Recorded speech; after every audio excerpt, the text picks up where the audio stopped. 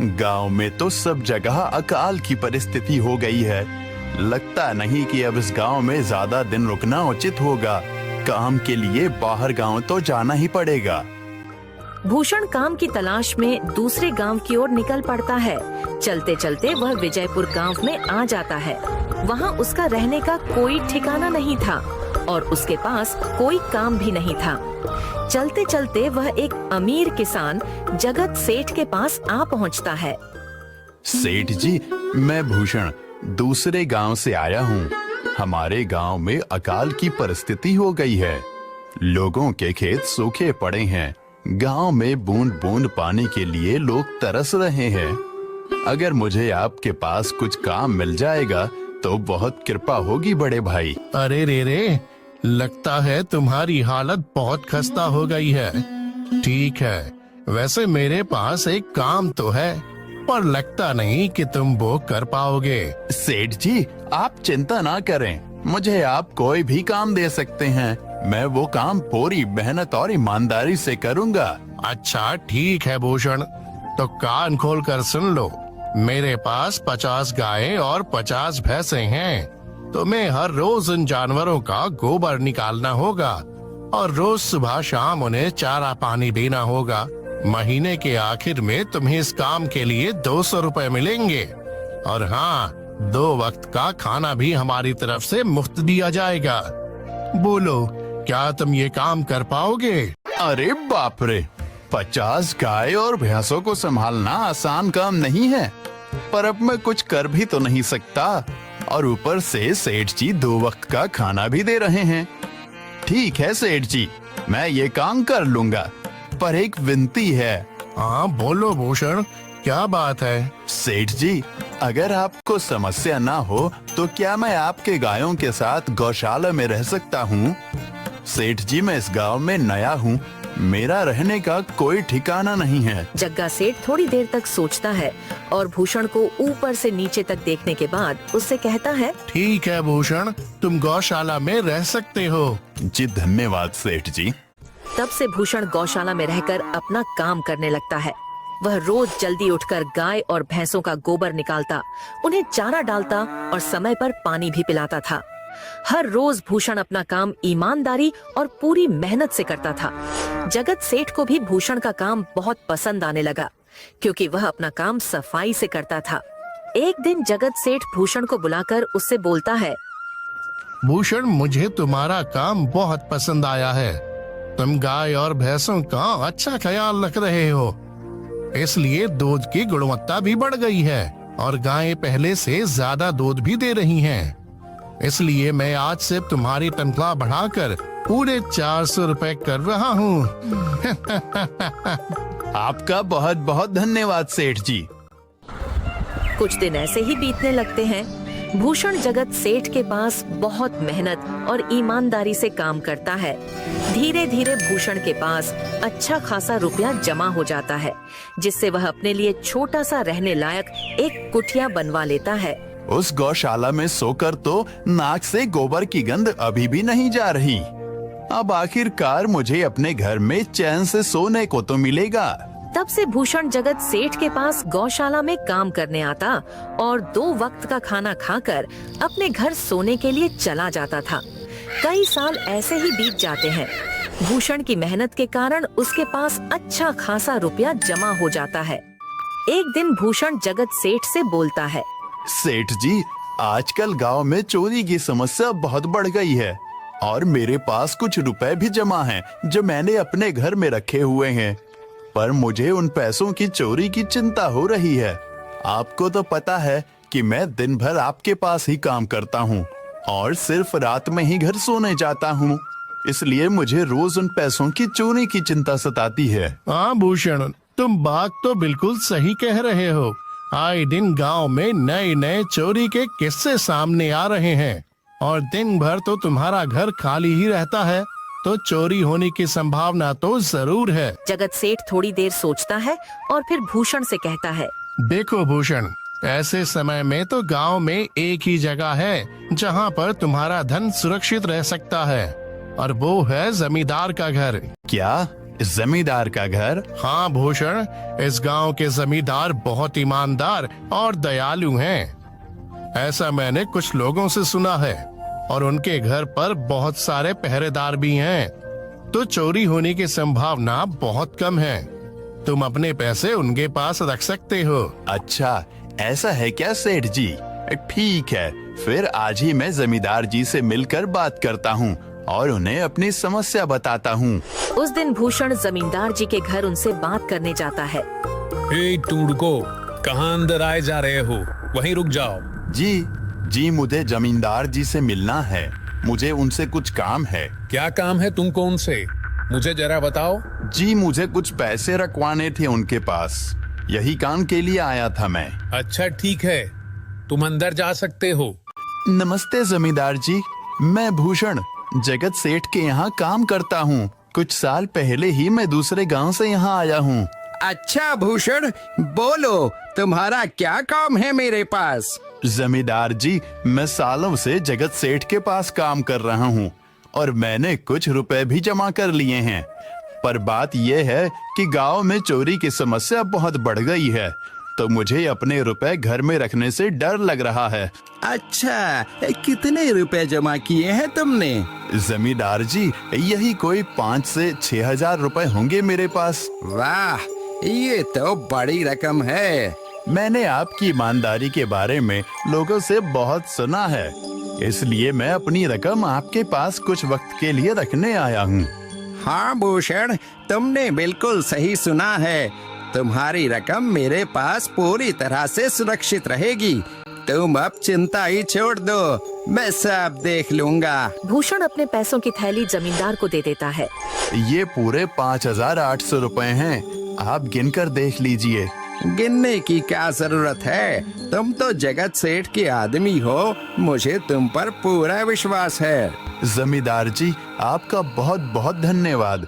अब मुझे चोरों का कोई डर नहीं है, क्योंकि मेरे पैसे सुरक्षित हाथों में हैं। अरे भूषण, कोई बात नहीं, धन्यवाद तो मुझे बोलना चाहिए, जो तुम मेरे पास आए अपने रुपए रखने के लिए। भूषण अपने पैसे जमींदार को देकर अपने घर चला जाता है। हाँ भूषण, तुम्हारे पैसे मेरे हाथों में ही अच्छे लगते हैं। ऐसे ही भूषण ईमानदारी और मेहनत से जगत सेठ के यहाँ काम कर रहा था। देखते ही देखते 2 साल ऐसे ही बीत जाते हैं। एक दिन भूषण सोचता है, अब बहुत साल हो गए जगत सेठ के यहाँ काम करते हुए। वैसे सेठ जी तो बहुत अच्छे इंसान हैं, पर सोच रहा हूँ कि खुद की जमीन लेकर उस पर मेहनत करूँ, तभी मैं बड़ा आदमी बन सकता हूँ। अब जो मेरे पास थोड़े कुछ पैसे हैं और जो जमींदार के पास कुछ पैसे संभालने के लिए दिए हैं, वो जमा करके थोड़ी जमीन खरीद लूंगा। आज ही जमींदार से मिलने जाता हूँ और अपने रुपए मांगता हूँ। ये सोचकर भूषण जमींदार जी के घर चला जाता है। जमींदार जी, मैं अपने रुपए वापस लेने आया हूँ। आपके पास मैंने 5,800 रुपए दिए थे संभालने के लिए। अरे भाई साहब, मैंने पहचाना नहीं आपको। वैसे कौन हो आप? अरे जमींदार जी, मैं भूषण हूँ। पिछले साल मैंने आपको पैसे संभालने के लिए दिए थे, याद आया कुछ? अरे भाई साहब, मेरे पास कितने सारे लोग आते जाते हैं पैसे रखने के लिए, और सभी के साथ मेरा अच्छा व्यवहार होता है। वैसे आपके पास कोई कागजात हैं क्या? क्योंकि मैं हर व्यक्ति से कागज पर ही व्यवहार करता हूँ।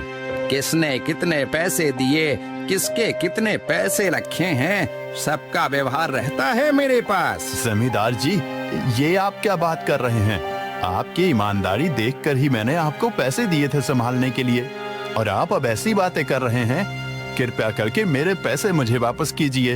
हाँ भूषण, मैं ईमानदारी से ही काम करता हूँ, इसलिए तो तुमसे मैं डॉक्यूमेंट्स मांग रहा हूँ। क्या तुम्हें पता नहीं, जब तुम किसी से पैसों का व्यवहार करते हो तो तुम्हें स्टाम्प पेपर पर लिख कर देना पड़ता है। तुम किसी से भी पूछ सकते हो। नहीं जमींदार जी, मैं आपके पैर पड़ता हूँ, कृपया करके मेरे रुपए मुझे दे दीजिए। बड़ी मेहनत से मैंने वो पैसे जमा किए थे, मुझ पर ऐसा अन्याय ना करें। अरे क्या ये झूठ मूठ का रोना धोना लगाया है? लगता है तुम ढोंगी हो और मेरी ईमानदारी और भोलेपन का फायदा उठाकर मुझसे ये रुपए लेने आए हो। रुक, तुझे अभी सबक सिखाता हूँ। जमींदार अपने आदमियों को बुलाकर भूषण की पिटाई करने को कहता है। इसे तब तक मारो जब तक ये बेहोश ना हो जाए।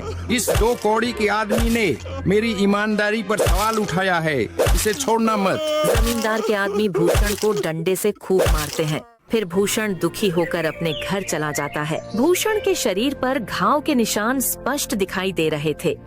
2 दिन से भूषण घाव के दर्द के कारण जगत सेठ के घर काम के लिए नहीं जा पाता है। इसलिए अगले दिन जगत सेठ भूषण के पास आ जाते हैं। वह देखते हैं कि भूषण खाट पर सो रहा है और वह बड़ा ही चिंता में नजर आ रहा है। भूषण भाई, तुम 2 दिन काम पर नहीं आए, क्या हुआ भाई? तबीयत ठीक है ना तुम्हारी? कुछ समस्या है क्या? अरे सेठ जी, आप खुद यहाँ आए हो। आप खबर भिजवाते तो मैं खुद चला आता। अरे भूषण, कोई बात नहीं, तुम्हें देखकर लगता है तुम बीमार हो। क्या हुआ है तुम्हें? जगत सेठ, क्या बताऊं, जिस जमींदार के पास पिछले साल मैंने अपने पैसे संभालने को दिए थे, वो आज मुझे पैसे वापस नहीं करना चाहता। वो बहुत लालची इंसान है, वो लोगों को ठग रहा है।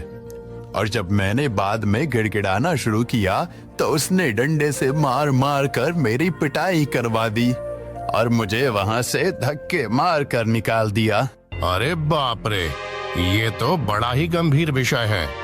मैंने तो जमींदार के बारे में अच्छा ही सुना था, पर मुझे भी नहीं पता था कि वो इंसान इतना गिरा हुआ है। तभी मैं सोचूं, हर साल उसकी संपत्ति इतनी ज्यादा कैसे बढ़ रही है। मुझे माफ कर दो भूषण, मैंने ही तुम्हें जमींदार के पास जाने को बोला था। गलती तो मेरी भी है। नहीं जगत सेठ, आप तो मेरा अच्छा ही सोच रहे थे। ये तो उस जमींदार का लालच है। अब लगता नहीं मेरे पैसे उस जमींदार से वापस मिलेंगे भी।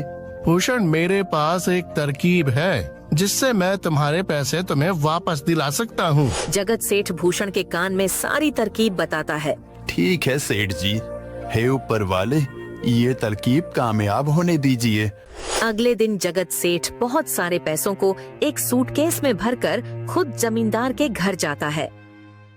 अरे जगत सेठ, आज आप खुद यहाँ? बोलो भाई, इस गरीब के घर कैसे आना हुआ? हमारा तो ये सौभाग्य है कि आप जैसे धनी आदमी के चरण हमारे घर में लगे हैं। नमस्ते जमींदार जी। अरे जमींदार जी, आप तो मुझे अब लज्जित कर रहे हैं। वैसे मैं कुछ महीनों के लिए दूसरे राज्य में व्यापार करने जा रहा हूँ। मैं ये लगभग 50,000 रुपए लाया हूँ। मुझे डर है कि कहीं ये चोरी ना हो जाए। क्या आप मेरे सारे पैसे अपने पास संभाल कर रख सकते हैं? आपके सिवाय इस गांव में और किसी पर भरोसा नहीं कर सकता। अरे जगत सेठ, ये भी कोई पूछने की बात है? मेरे पास आपके पैसे बिल्कुल सुरक्षित रहेंगे। आप निश्चित होकर व्यापार करने जा सकते हैं। इस बार तो बड़ी मछली हाथ लगी है। बार बार ऐसा मौका नहीं मिलता। भारी माल हाथ में लगने वाला है। तभी वहाँ पर भूषण आ जाता है। अरे भूषण, तुम? अच्छा हुआ तुम आ गए। मैं तुम्हारे पास ही आने वाला था। मुझे माफ करना, उस दिन तुम्हें पहचान नहीं पाया। इतने सारे लोग मेरे पास आते हैं तो जरा परेशानी होती है, पर मैं अपनी बातों का बड़ा पक्का हूँ। हाँ रुको, मैं तुम्हारे सारे पैसे अभी देता हूँ। जमींदार भूषण के सारे पैसे उसे लौटा देता है। माफ करना भूषण, मेरे आदमियों ने तुम्हारे साथ उस दिन बदतमीजी की। मैं आज ही उनको काम से निकालता हूँ। भूषण बिना कुछ बोले वहाँ से चला जाता है। अरे क्या बात है जमींदार जी, आप तो अपने बातों के बहुत पक्के हैं। तो ठीक है, मैं अपने सारे पैसे आपके पास रख सकता हूँ। जगत सेठ इतना बोल ही रहा था कि तभी वहाँ जगत सेठ का नौकर आ जाता है। मालिक, अब आपको बाहर के राज्य में जाने की कोई जरूरत नहीं है। अभी अभी व्यापारियों का संदेश आया है और उसने कहा कि वो खुद हमारे गांव आ रहे हैं। अरे ये तो बहुत बढ़िया बात हुई। अब मुझे इतनी दूर नहीं जाना पड़ेगा। सुन रहे हो जमींदार जी, व्यापारी यहाँ आ रहे हैं। अब मुझे नहीं लगता कि ये पैसे आपके पास रखने का कोई मतलब होगा। चलो, आपका बहुत बहुत धन्यवाद। आपने इतनी ईमानदारी दिखाई मुझे। हाँ, पर अगली बार जरूर आपके पास ही आऊंगा। ऐसा बोलकर जगत सेठ और उसका नौकर वहाँ से अपने पैसे लेकर चले जाते हैं। धत तेरी की, ये क्या हो गया? ये 50,000 तो चले गए और जो भूषण के 5,800 रुपए हड़प लिए थे वो भी चले गए। आपका बहुत बहुत धन्यवाद सेठ जी। अगर आज आप ना होते तो मेरी सारी जमा पूंजी वो जमींदार हड़प लेता। भूषण, कोई बात नहीं। जो व्यक्ति मेहनत और ईमानदारी से कमाता है, ऊपर वाले उसका कभी बुरा नहीं होने देते, और जो हराम की कमाई का खाता है उसका कभी अच्छा नहीं होने देते।